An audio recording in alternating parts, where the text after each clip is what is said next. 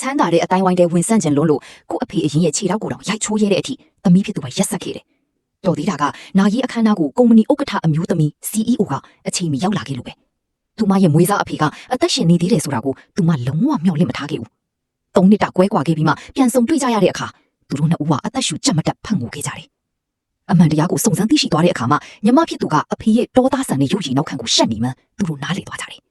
ထထီအတိုင်းဝိုင်းနဲ့အဆင်ပြေပြေလက်ထပ်နိုင်ဖို့အတွက်သူမဟာအဖေဖြစ်သူကိုအတူအယောင်နာရေးပွဲလုပ်ပေးခဲ့တာပါ။ CEO ကညီမဖြစ်သူရဲ့ရက်စက်မှုကိုဒေါသတကြီးချိန်ပုံပြီးပါရိုက်လိုက်တာနေဟာသူ့သမီးဖြစ်ရတာနဲ့မတန်ဘူးလို့ပြောလိုက်တယ်။ဒါကိုကြားလိုက်ရတဲ့တော်လောင်းကသူတို့နှစ်ဦးဟာညီအမတွေမှရိပ်မိသွားပြီမဲ့ကောင်မလေးကတော့ချက်ချင်းပဲညှင်းဆိုလိုက်တယ်။ဘာလို့လဲဆိုတော့ရောက်ခမလောင်းကသူမကိုနာရေးပွဲကိုဘာအမှားအယွင်းမှမရှိစေနဲ့မဟုတ်ရင်လူကုမ္ပဏီအုပ်စုနဲ့လုံမဲ့ပူးပေါင်းဆောင်ရွက်မှုကိုထိခိုက်လိမ့်မယ်လို့သတိပေးထားလို့ပဲ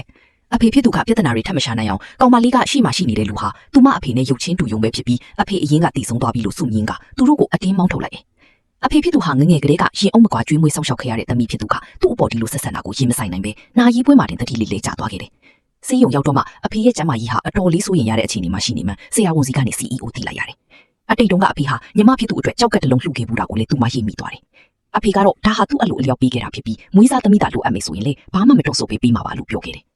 မကြခင်မှာပဲ CEO ဟာအဖေဖြစ်သူကိုစီးရုံကနေဆင်ခိုင်းပြီးတန်းနေချီတာနဲ့စံအင်ကြီးစီခေါ်သွားခဲ့တယ်။ချိုင်းတောင်အစ်စ်ပြင်ပြီးရုံမကအဝတ်အစားအသစ်တွေကိုပါဝေပေးခဲ့တယ်။မွေးစားသမီးရဲ့ဂရုစိုက်မှုကိုမြင်ပြီးအဖေဖြစ်သူကအလွန်ဝမ်းသာနေပြီမဲ့စိတ်ထဲမှာတော့သမီးအရင်အတွက်စိုးရိမ်နေတော့ပဲ။နာရေးပွဲကကိစ္စကြောင့်သမီးအရင်အပြစ်ပေးခံရမှာကိုကြောက်နေမိတယ်။ဒါကြောင့် CEO ကုမ္ပဏီမှာအလုပ်လုပ်နေတော့အဖေဖြစ်သူကသမီးအရင်ကိုရှာဖို့တယောက်ထဲထွက်လာခဲ့တယ်။ CEO အိမ်ပြန်ရောက်တဲ့အခါအဖေထွက်သွားတာမိနစ်30လောက်ရှိပြီဆိုတာသိလိုက်ရတယ်။ညီမဖြစ်သူစီသွားတာဖြစ်နိုင်တယ်လို့တန်တရားဝင်ပြီးချက်ချင်းပဲလိပ်စာကိုလိုက်ရှာတော့တယ်။တစ်ဖက်မှာလည်းအဖေဖြစ်သူကချိုင်းတောက်ကိုအားပြုရင်းသမီးဖြစ်သူရဲ့ဗီလာအိမ်ရောက်ဝင်းတွေကိုရောက်လာခဲ့တယ်။လမ်းမှာလူ3ယောက်နဲ့တိုးပြီးသူတို့ကအဖေကြီးကိုတခိုးလို့ဆေးဆိုနှိပ်ချကြတယ်။ချမ်းသာတဲ့ရက်ွက်တွေကိုခိုးဖို့ဝင်လာတာဆိုပြီးအကွက်ဆန်ဆွဆွေးကြတယ်။ကတော်လောင်းကပါလုံချုံကြီးတွေကိုခေါ်ပြီးမောင်းထုတ်ခိုင်းခဲ့တယ်။လုံချုံကြီး2ယောက်ကတော့ဝေခွင်းမရဖြစ်နေတာပေါ့။သူတို့ကဒီအဖေကြီးကိုကောင်မလေးရဲ့အဖေထင်လို့ပြီးဝင်ခဲ့တာလေ။ဒါပေမဲ့အခုကောင်မလေးကညင်းနေတော့လုံချုံကြီးတွေကထိုးတာတကြီးနဲ့အဖေကြီးကိုဖမ်းဆီးပြီးတစ်ခုလုံးကိုနှိုက်ရှာစစ်စီကချိုင်းနှက်ကြတော့တယ်။နောက်တစ်ခါဘီတော့မှမလာဘူးလေတတိပေးလိုက်တယ်။ကောင်မလေးကတော့မနေနိုင်ပဲဝင်တာပြီးသူ့ကိုလှုပ်ပေးလိုက်ပါတကယ်လို့သူတစ်ခုခုဖြစ်သွားရင်ကျမတို့လည်းပြဿနာတက်လိမ့်မယ်လို့သထိုးလောင်းကိုပြောလိုက်တယ်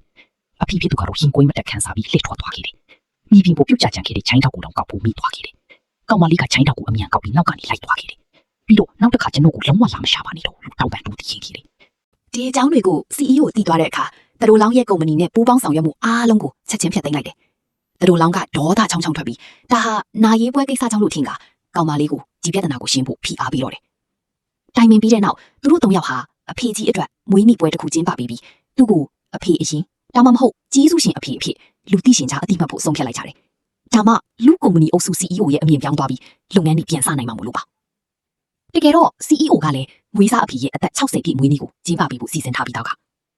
ဖေဖြစ်သူကသမီးအရင်စီကဖုံးဆက်လာတာကိုရုတ်တရက်လက်ခံရရှိခဲ့တယ်။သမီးနဲ့သမက်ဖြစ်သူကသူ့အတွက်မွေးနေ့ပွဲလုပ်ပေးမယ်ဆိုတာသိတာတော့သူကတော့ဝမ်းသာပီတိဖြစ်နေချတာပေါ့။ဒါပေမဲ့ဒီပွဲရဲ့တကယ်ရည်ရွယ်ချက်ကလူကုမ္ပဏီအုပ်စု CEO ကိုပြဖို့အတွက်ဟန်ဆောင်ကားပြတဲ့ပြဆက်တစ်ခုပဲဆိုတာသူမသိချဘူး။မွေးစားအဖေပြုတ်ရွှင်စီချင်တာကြောင့် CEO ကလည်းမွေးနေ့ပွဲကိုတက်ရောက်ဖို့သဘောတူလိုက်တယ်လို့သူတို့လောင်းနေလေလုပ်ငန်းတွေပြန်စဖို့သဘောတူလိုက်တယ်။အဖေကြီးကပွဲကြီးမမေ့နေရကိုအရင်ဆုံးရောက်လာခဲ့တယ်။အားလုံးကသူ့ကိုမြင်တဲ့အခါအံ့ဩသွားကြတယ်။သူကမနီးကနာရီပွဲမှာတွေ့ခဲ့တယ်လို့မဟုတ်လား။သူတို့လောင်းရဲ့ရှင်းပြချက်ကြောင့်ဒီလူဟာကောင်မလေးကိုကျွေးမွေးဆောင်ရှောက်ခဲ့တဲ့ကြီးစုရှင်မို့လို့အဖေအတိမပြူတာလို့လူရင်းနားလဲသွားကြတယ်။သူတို့လောင်းကအဖေကြီးရဲ့ရှေ့မှာဒူးထောက်ပြီးကြောတဲ့အခမ်းအနားကိုလှုပ်ဆောင်ခဲ့တယ်။ဒါပေမဲ့အဲ့ဒီအချိန်မှာပဲသူတို့လောင်းစီကို message တစ်ခုရောက်လာခဲ့တယ်။လူကုမ္ပဏီကလုပ်ငန်းတွေပြန်စလိုက်ပြီးဖြစ်ကြောင်းအကြောင်းကတော့လူအုပ်စုရဲ့ CEO ဟာနိုင်ငံသားကနေပြန်လာပြီးပျောက်ဆုံးနေတဲ့အဖေကိုပြန်တွေ့တော်မူစာချုပ်ကိစ္စတွေကိုအာရုံမစိုက်နိုင်လို့ဖြစ်ကြောင်းသိလိုက်ရတယ်။ဒါကြောင့်နာရီပွဲကိစ္စကလုပ်ငန်းအပေါ်ဘာမှတက်ရောက်မှုမရှိဘူးလို့သူတို့ထင်သွားကြတယ်။ဒီအဖေကြီးကသူတို့အတွက်အသုံးမဝင်လို့ဆိုတာသိလိုက်ရတော့မွေးနေ့ပွဲကိုချက်ချင်းဖျက်သိမ်းဖို့ဆုံးဖြတ်လိုက်ကြတယ်။အဲ့ဒီအချိန်မှာ